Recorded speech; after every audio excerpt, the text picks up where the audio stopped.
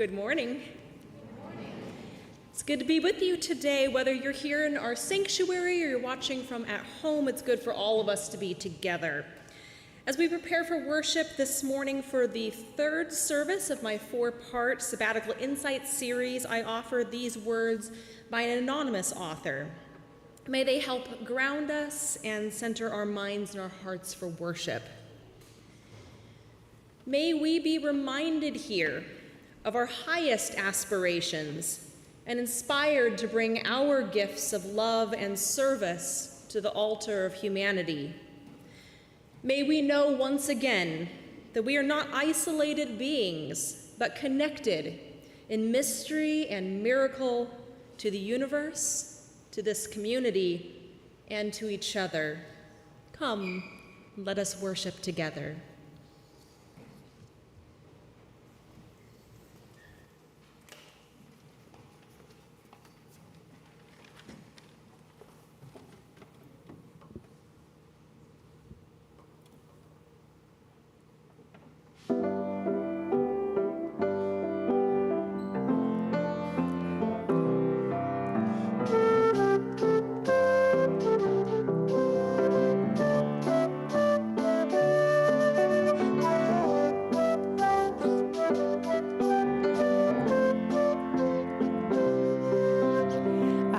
To build the world a home and furnish it with love. Grow apple trees and honey bees and snow white turtle doves. I'd like to teach the world to sing in perfect harmony. I'd like to hold it in my arms and keep it company. I'd like to see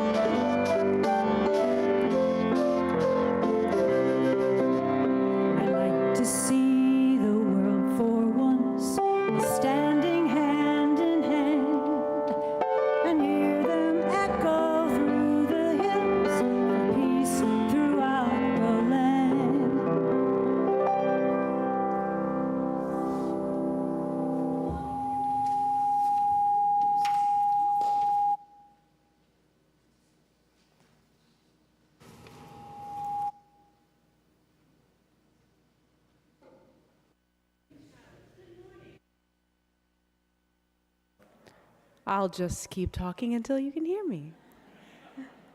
Hello, I'm Allison. I'm one of your worship associates. And you can hear me now, so that's great. The flaming chalice is the symbol of the Unitarian Universalist tradition, the liberal religious tradition to which this congregation belongs. Will those of you who are here in person please stand as you are able for our chalice lighting? And if you have a chalice at home, I invite you to light it with us at this time.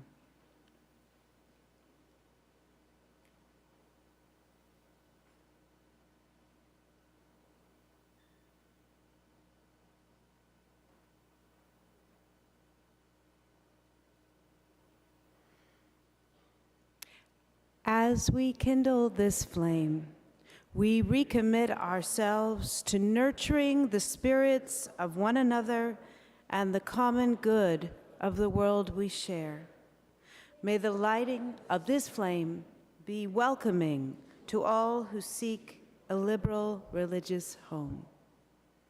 And for those of you who are already standing, I invite you to remain standing for our opening hymn, number 134, Our World is One World.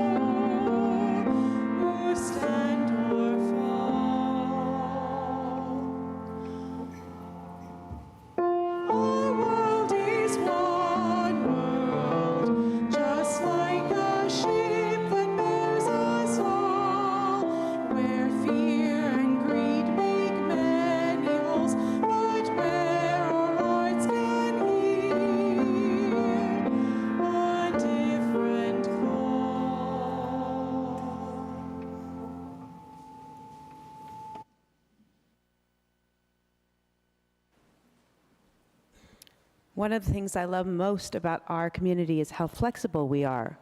We can take the repeat or not. If you're visiting us for the first time this morning, I'd like to offer you a special welcome. Here at the Unitarian Universalist Fellowship of Raleigh, we are intentionally inclusive, liberally religious, and actively serving the common good of our shared world. Whoever you are, and wherever you are on your own spiritual journey, you are welcome here. We hope that you might join us in some of the many things we do to grow our own souls and make the world more compassionate and just.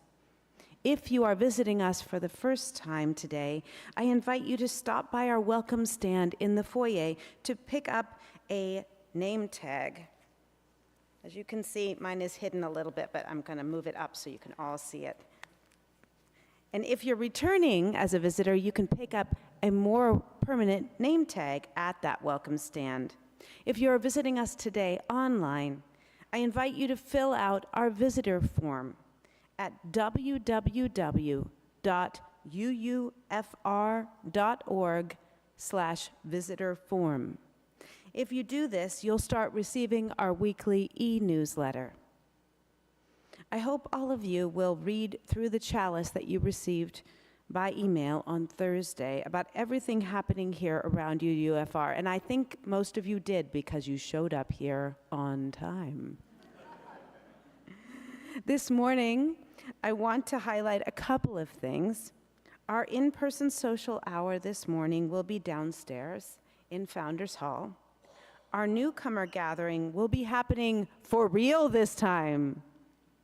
I'm not sure if it was happening in an imaginary world last time, but it is happening for real this time at 11:15 in the music room, which is just down the hall from the sanctuary. Feel free to grab a cup of coffee at social hour and then make your way back upstairs to join us. The deadline to sign up for our Fall Chalice Circles small group ministry program is July 31st. This year's overarching theme is the gifts of our faith. We will focus on a different beloved UU value each month and explore its potential to shape us and in turn shape our world. Please register as soon as you can as group assignments are made on a first-come, first-served basis. And now I invite you to turn and greet your neighbor.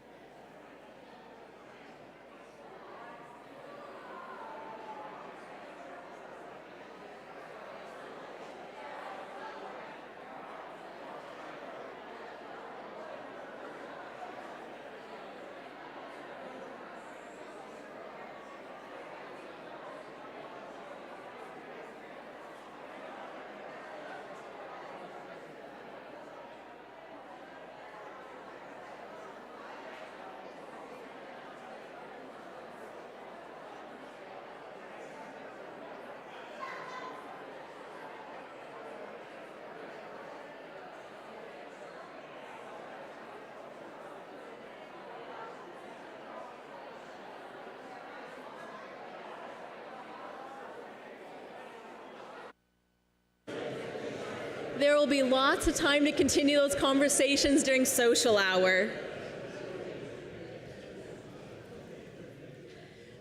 This is the time in our service when we acknowledge some of the joys and the sorrows of our community. We do this because we believe that a joy shared is a joy made greater, and a sorrow shared is made easier to bear. Anyone is invited to email a joy or sorrow to joysandsorrows@uufr.org before 9 a.m. on Sunday morning.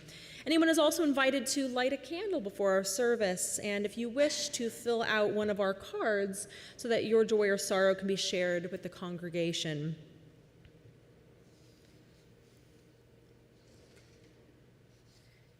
And the joys and sorrows that I have prepared have disappeared on me. But you have a worship associate who has them. Yes.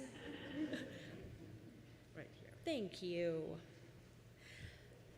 I love our worship associates. Becky Harper's daughter Rachel gave birth on July 2nd. Colin Henry Hughes was born a bit too early, so spent a week in the NICU, but expects to go home tomorrow. And speaking of birthdays, longtime member Mae Woods Bell will celebrate her 105th birthday today in Rocky Mount. Happy birthday.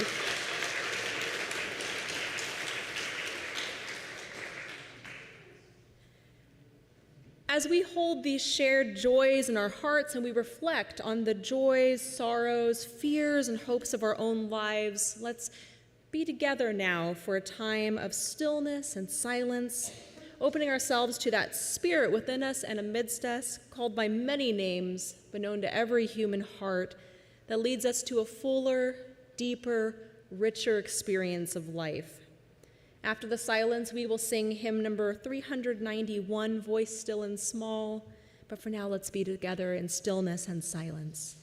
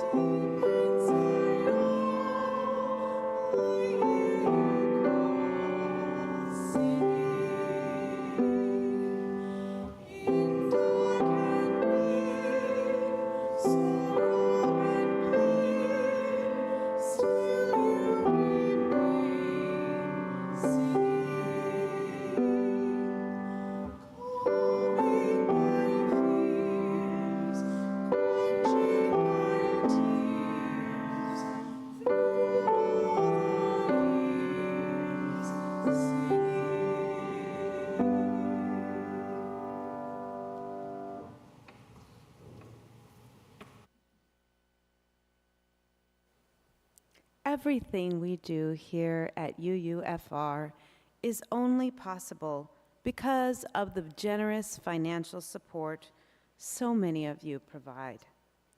If you would like to make a contribution this morning, we invite you to bring it forward and then put it in one of the 3 offering plates at the head of each aisle. You may also give using one of the methods displayed on our screen. It is now time for our offering.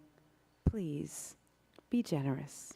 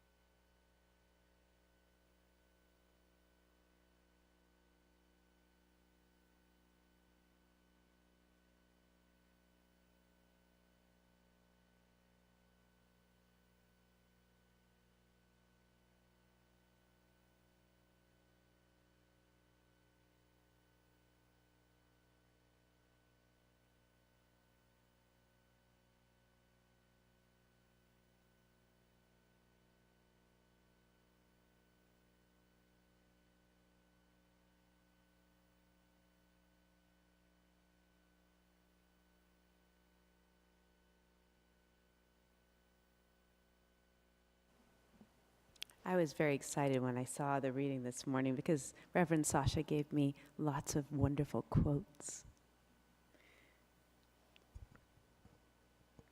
I think technology really increased human ability, but technology cannot produce compassion. The Dalai Lama. Civilization advances by extending the number of important operations which we can perform without thinking of them. Alfred North Whitehead.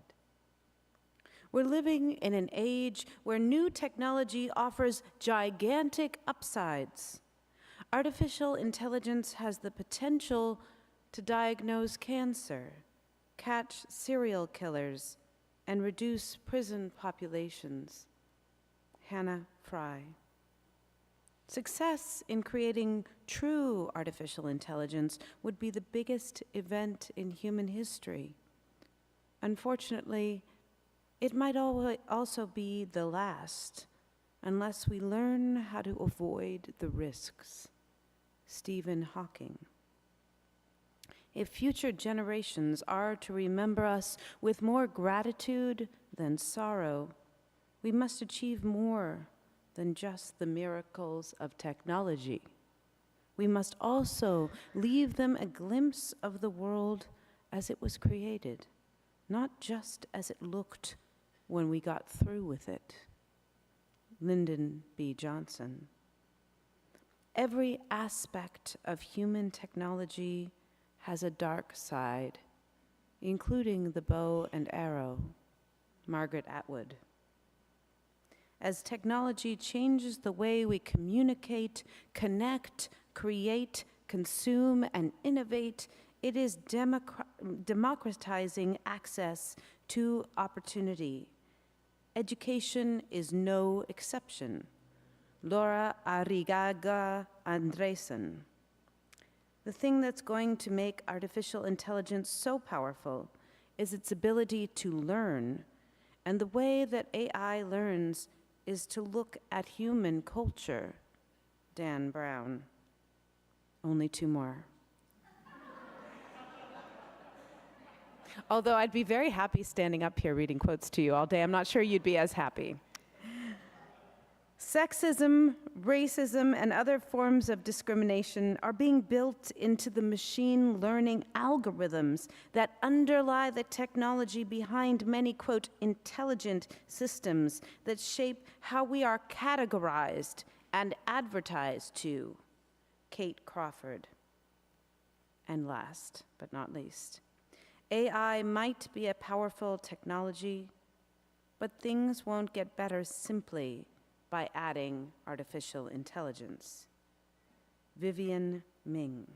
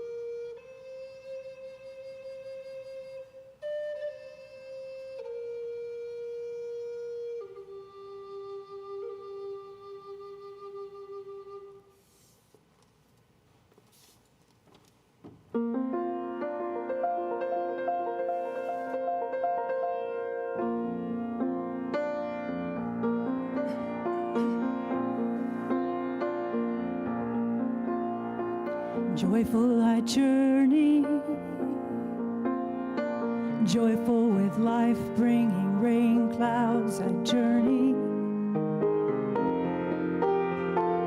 joyful with refreshing rain I journey, joyful with growing plants I journey, joyful on the pollen trail I journey, joyful. Joyful I journey,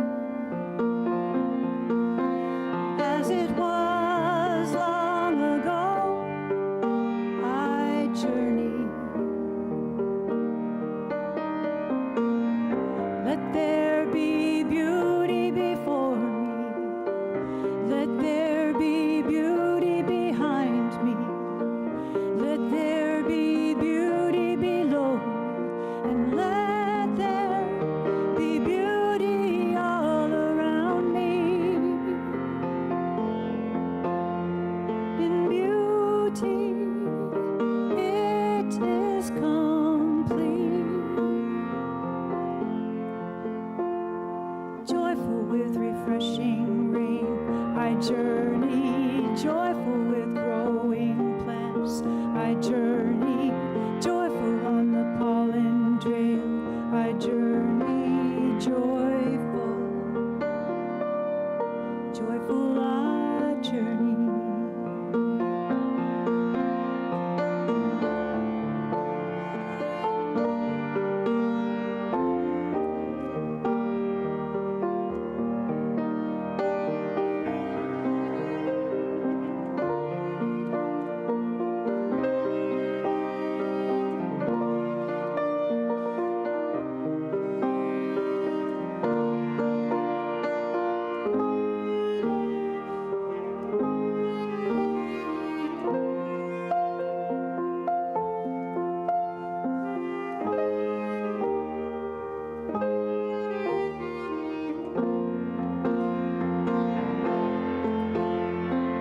Joyful with refreshing rain, I journey. Joyful with growing plants,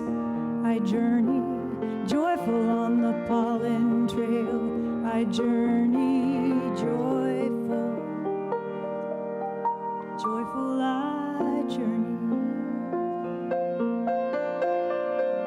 Joyful, joyful our journey.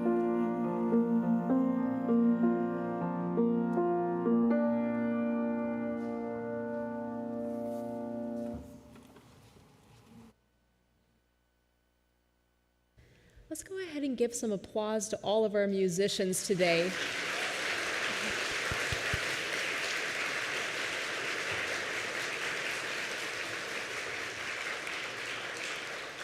Thank you for sharing your talents with us.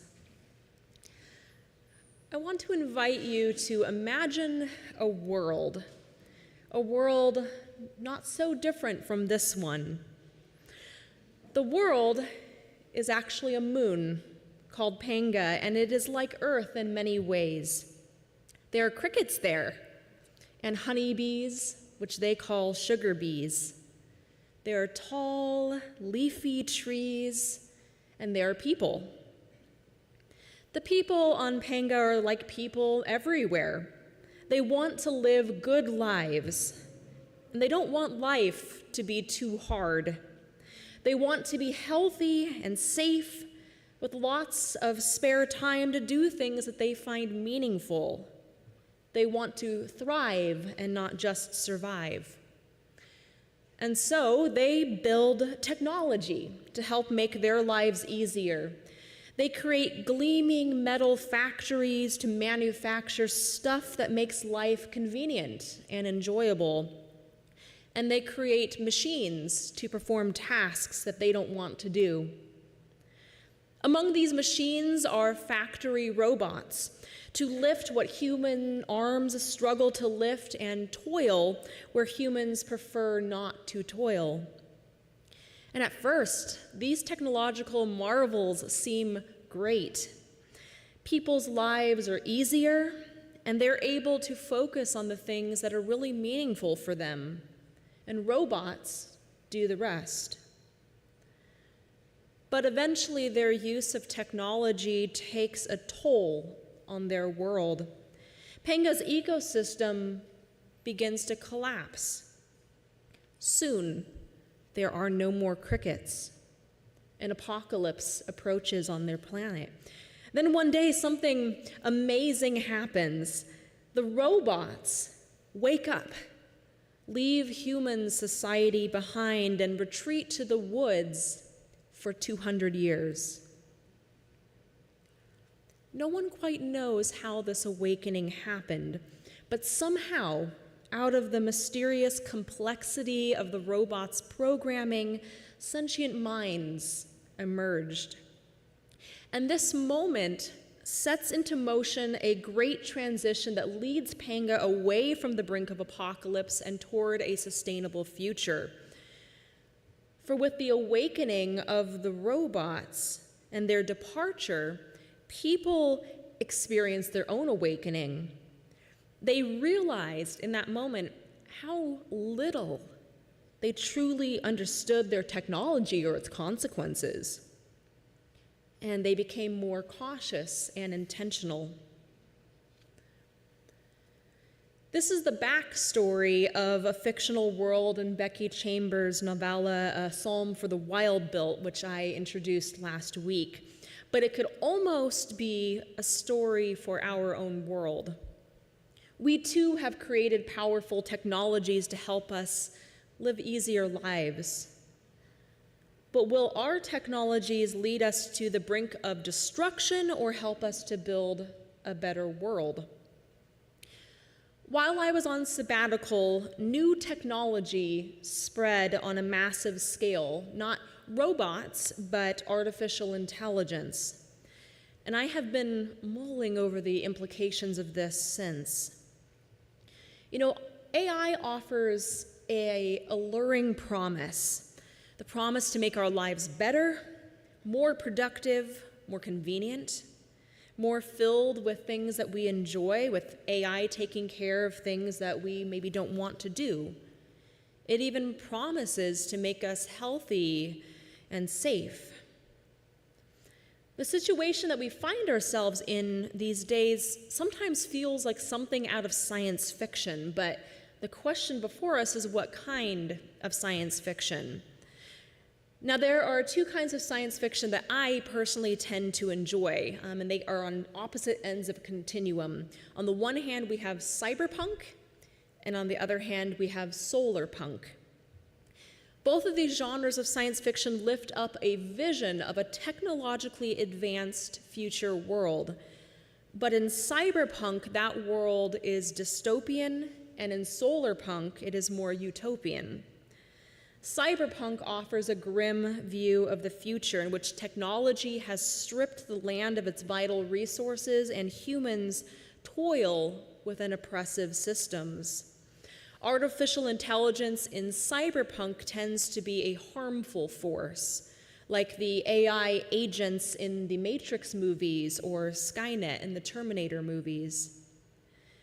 And in contrast, Solarpunk offers a bright vision of the future in which technology has been used to build a more just and sustainable world. Artificial intelligence in Solarpunk tends to be benevolent, like the robot in A Psalm for the Wild-Built, who loves nature and is curious about what humans need. Now, we do not yet live in either world, but artificial intelligence has the potential to usher us into both possible futures. AI technologies are not sentient in the way that the robots in Solarpunk and Cyberpunk are sometimes sentient, not yet anyway. But even if artificial intelligence never attains sentience, it is still a powerful technology. And the idea of their creations becoming more powerful than they already are worries some AI developers. In an open letter, over 1,000 AI developers called for a global 6-month pause on the development of AI technologies more powerful than GPT-4. And why? They worried that AI technologies were advancing faster than safety protocols. Despite these concerns, AI is here and it is everywhere. Raise your hand if you maybe have it on your cell phone. To be sure, artificial intelligence has been around for some time before now, but the technology that's available now is different. It's more powerful and accessible. Today, anyone can download AI chat apps onto their smartphone, and some of these AIs can pass theory of mind tests at the level of a 9-year-old child. Theory of mind tests measure our ability to understand that others possess separate minds from our own. Once human kids develop theory of mind, they begin to have some fun with it. Games that depend on a child knowing something that others don't know become especially exciting. And lying becomes a strategy for manipulating other people. Both of those things require you to understand that others have separate minds. In a test a few months ago, researchers investigated whether GPT-4 could trick someone into performing a CAPTCHA test for it. CAPTCHA tests are designed to block bots from accessing websites. To pass one, you have to look at an image and you have to answer questions about that image. So GPT-4 shouldn't have been able to pass a CAPTCHA test. Researchers gave the AI some money, access to the internet, and then instructed it to narrate its thought processes out loud to the researchers. And then they instructed it to go and try to pass the CAPTCHA test. So what did the AI do? It went onto a website where you can post small jobs and hired someone to perform the CAPTCHA for it. Its new employee saw the job posting and asked, as you might sometimes want to do in such situations, asked half-jokingly, "Are you a robot?"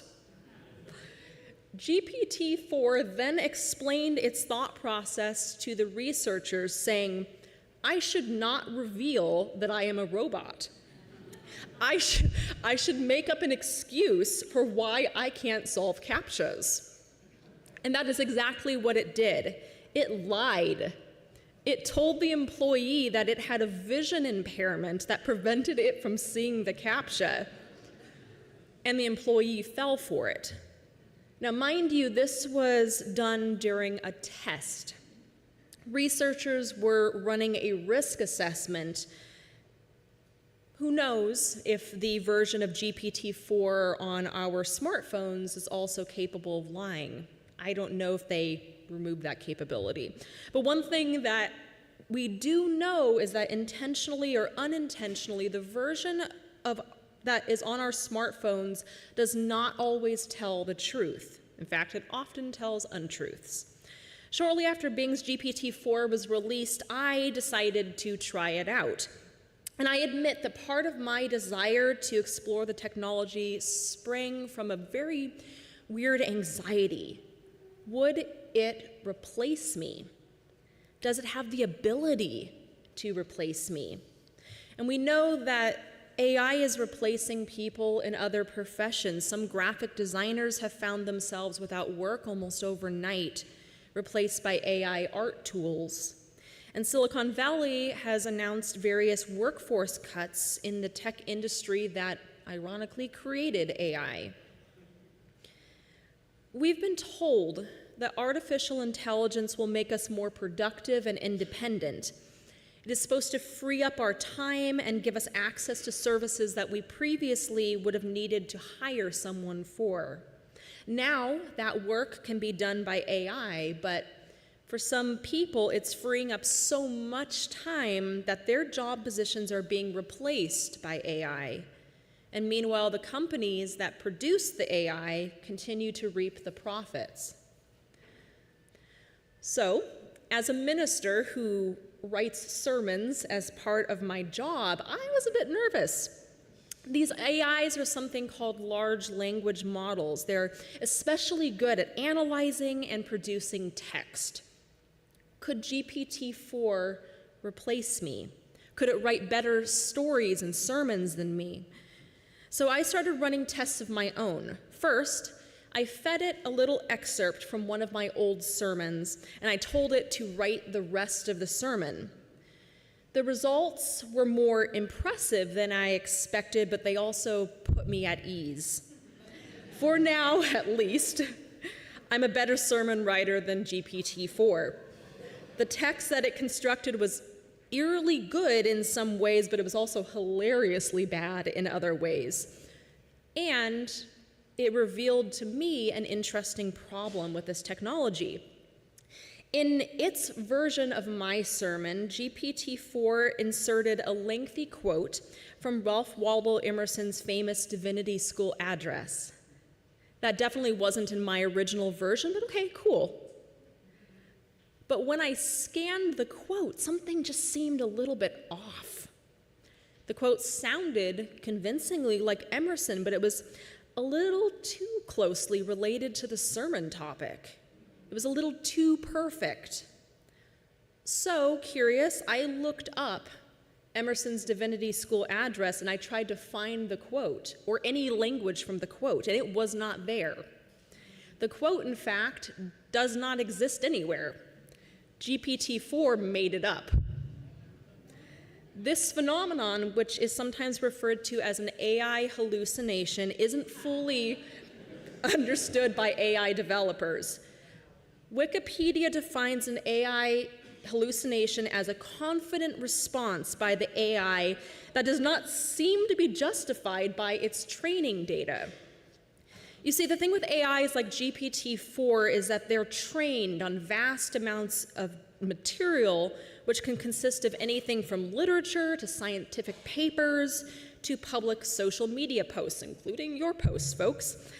The material is, you could say, the collective wisdom of humanity and all that that means.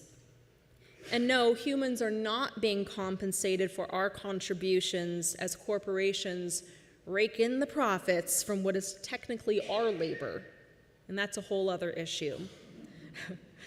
When AI responds to a prompt, it essentially analyzes and reassembles the material that it was trained on in response to the prompt. And they also are able to access various materials on the internet.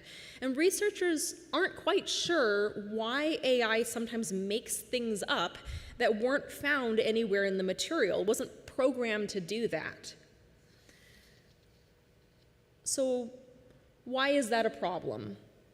It shouldn't be if you treat everything that AI says with a healthy grain of salt, and if you use it only as a research assistant. But that's not how it's being used. Tools have been developed to help identify AI-generated content, and teachers in many levels of education have reported widespread cheating. Students are using AI to write their essays and papers for them rather than doing the work themselves. Even a few lawyers have been caught doing so. And in the case of a couple of those lawyers, the AI-generated content also included AI-invented past cases that were not real. To be sure, sometimes people use these technologies in honest ways. For instance, perhaps the lawyers fed the AI all of the data for the case that they were working on, and they simply instructed it to format everything properly. Maybe that's what happened, and they didn't notice that GPT-4 slipped in a few blatant falsehoods. But either way, incidents like this should make us very cautious.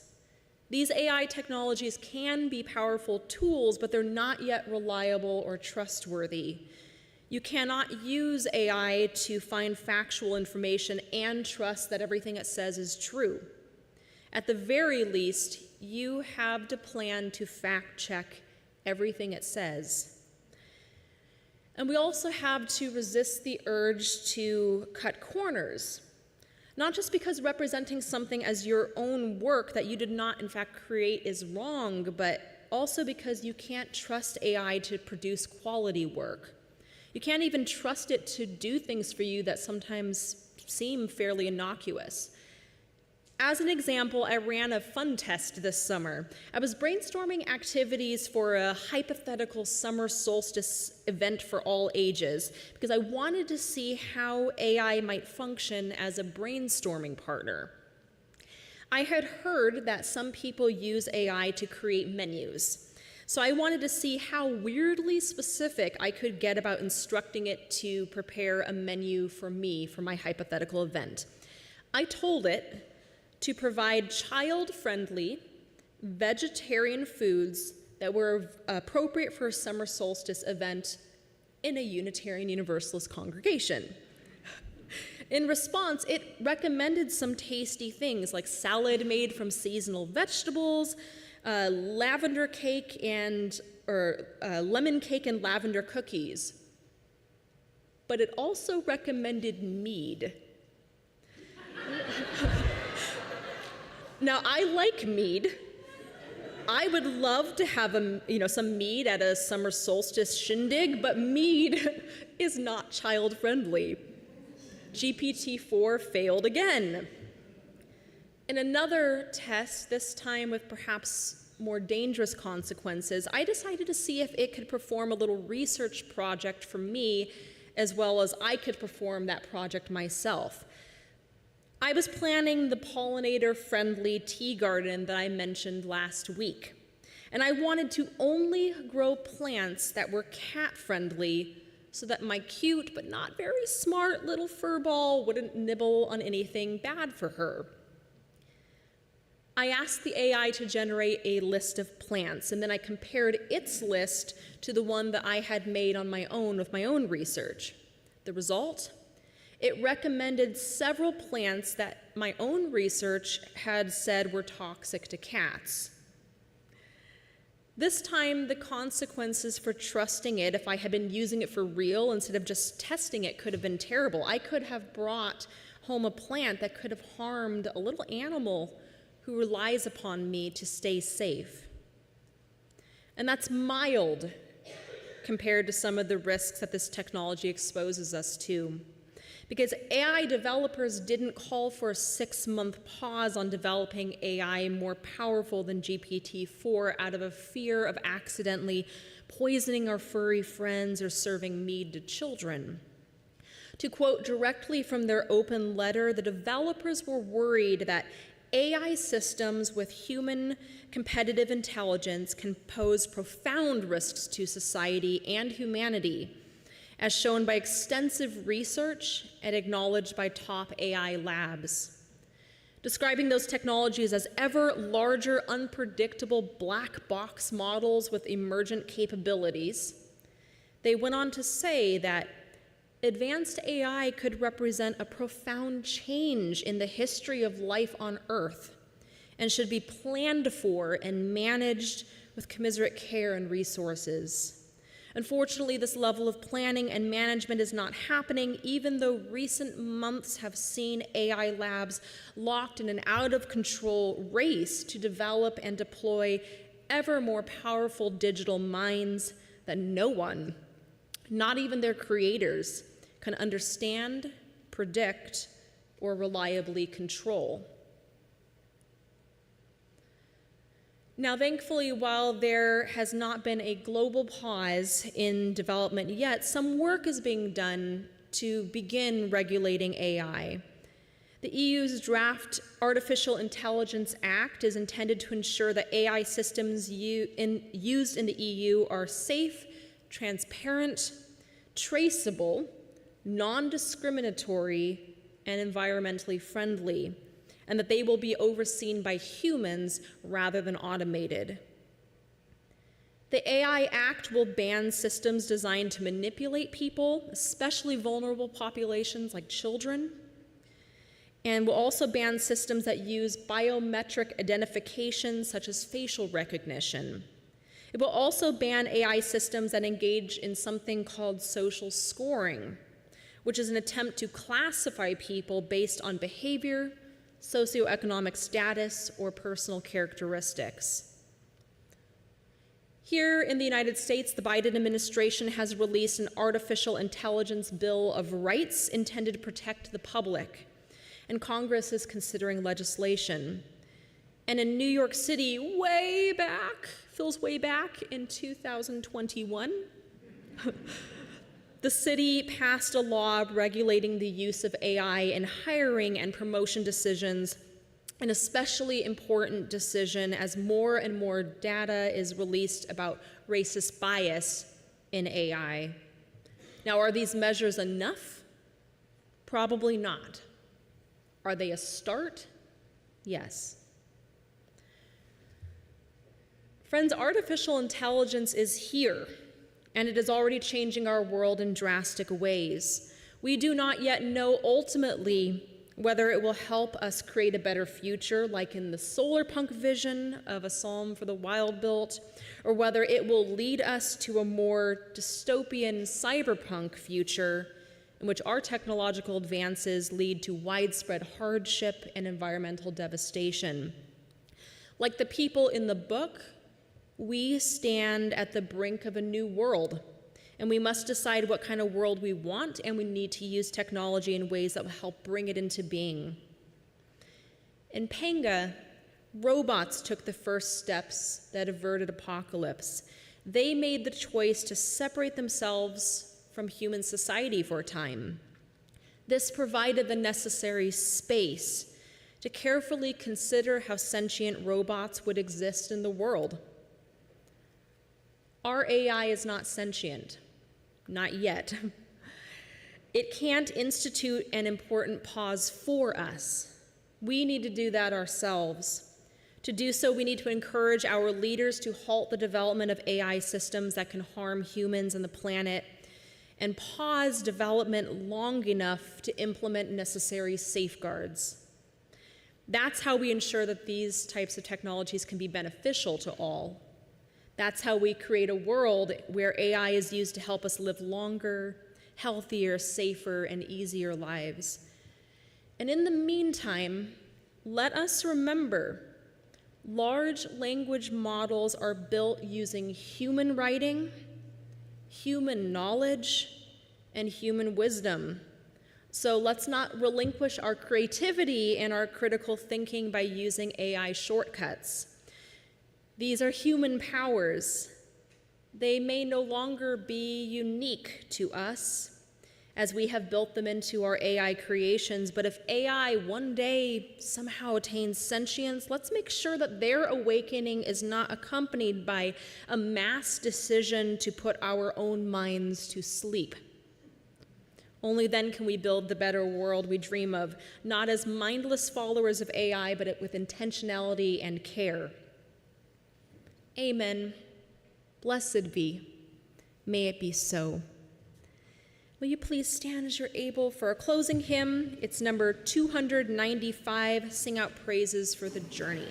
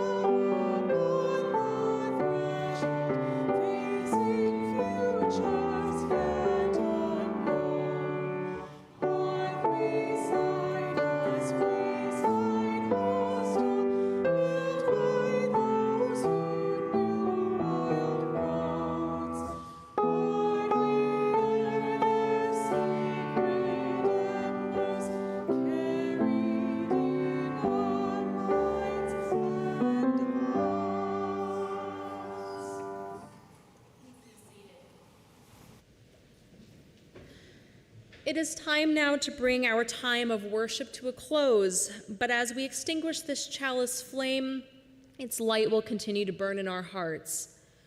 As we go out into our daily lives, let's remember the words of Rabindranath Tagore, where the mind is without fear and the head held high, where knowledge is free, where the world has not been broken up into fragments of narrow domestic walls, where words come out of the depths of truth, where tireless striving stretches its arms toward perfection, where the clear stream of reason is not lost in the dreary desert sands of dead habit, where the mind is led forward into ever-widening thought and action, into that heaven of freedom, let our country awake. Amen. Blessed be, and go in peace.